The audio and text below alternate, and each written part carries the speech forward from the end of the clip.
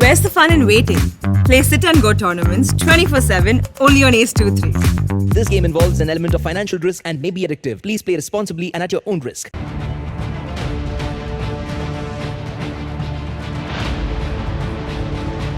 पश्चिम बंगाल में हुए 3 सीटों के उपचुनाव के परिणाम आने के बाद राज्य में ममता बनर्जी की टीएमसी पार्टी का विजयी बिगुल बज चुका है। भवानीपुर, जहांगीरपुर और शमशेरगंज में हुए इस उपचुनाव में ममता बनर्जी की टीएमसी पार्टी को एक तरफा जीत मिली है। रविवार को सामने आए चुनाव के परिणाम में भवानीपुर सीट से मैदान में उतरी पश्चिम बंगाल की मौजूदा मुख्यमंत्री और टीएमसी की मुखिया ममता बनर्जी को 58,835 मतों के रिकॉर्ड अंतर से जीत हासिल हुई है। चुनाव के परिणाम आने के बाद मंगलवार को पश्चिम बंगाल के राज्यपाल जगदीप धनखड़ ने कहा कि वे 7 अक्टूबर को राज्य के 3 नवनिर्वाचित विधायकों को राज्य विधानसभा के सदस्य के रूप में शपथ दिलाएंगे।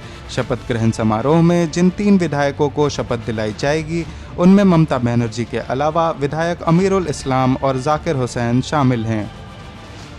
पश्चिम बंगाल के मुख्यमंत्री पद पर बने रहने के लिए ममता बनर्जी का ये उपचुनाव जीतना बेहद ज़रूरी था। ममता बनर्जी के अलावा जहांगीरपुर सीट से टीएमसी उम्मीदवार रहे जाकिर हुसैन को 92,480 मतों के भारी अंतर से जीत हासिल हुई, जबकि शमशेरगंज सीट से अमीरुल इस्लाम 26,379 मतों से विजयी घोषित किए गए। इससे पहले उपचुनाव में जीत के बाद राजभवन और टीएमसी की सरकार के बीच गतिरोध की स्थिति बनी हुई थी। 7 अक्टूबर को एक विधायक के रूप में मुख्यमंत्री ममता बनर्जी को शपथ दिलाने के आमंत्रण को राज्यपाल जगदीप धनखड़ ने स्थगित कर दिया था। उनका कहना था कि शपथ ग्रहण समारोह के लिए वह आधिकारिक राजपत्र तक इंतजार करेंगे। राज्य सरकार ने स्पीकर के शपथ दिलाने की शक्ति वापस लिए जाने के बाद राज्यपाल से नए विधायकों को शपथ दिलाने का अनुरोध किया था। राज्य सरकार के अनुरोध के जवाब में राज्यपाल जगदीप धनखड़ ने कहा कि एक बार उपचुनाव परिणाम की अधिसूचना प्रकाशित हो जाए उसके बाद वह इस मामले में निर्णय लेंगे।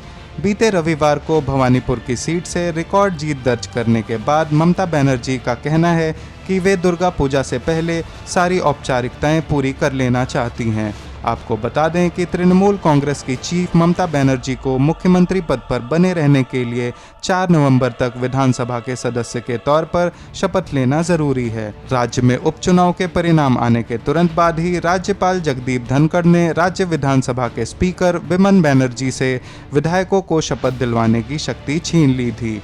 राज्यपाल धनखड़ की इस कार्रवाई से स्पीकर और उनके बीच पहले से जारी तनातनी के और बढ़ने के आसार हो गए थे, लेकिन राज्यपाल ने 7 अक्टूबर को नए विधायकों को शपथ दिलाने की घोषणा कर दी है, जिससे मामले की गर्मी थोड़ी कम होती दिखाई दे रही है।